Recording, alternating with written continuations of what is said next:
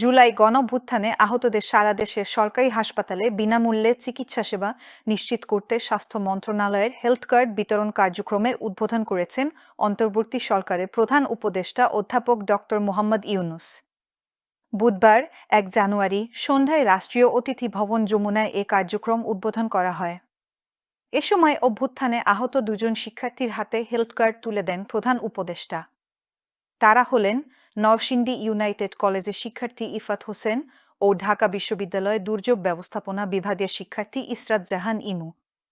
গত বছরের ১৯ জুলাই আন্দোলনের সময় নরসিংদীতে পুলিশের গুলিতে দুই চোখে দৃষ্টিশক্তি হারান ইফাত।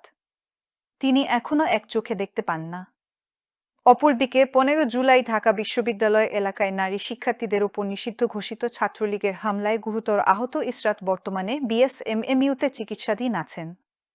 তাদের দুজনের সঙ্গে কথা বলে চিকিৎসা সেবা ও অন্যান্য বিষয়ে খোঁজ নেন প্রধান উপদেষ্টা। স্বাস্থ্য মন্ত্রণালয় জানায়, জুলাই গণঅভ্যুত্থানে আহত যোদ্ধাদের মধ্যে প্রতি সপ্তাহে নির্দিষ্ট জেলায় হেলথ কার্ড বিতরণ করা হবে।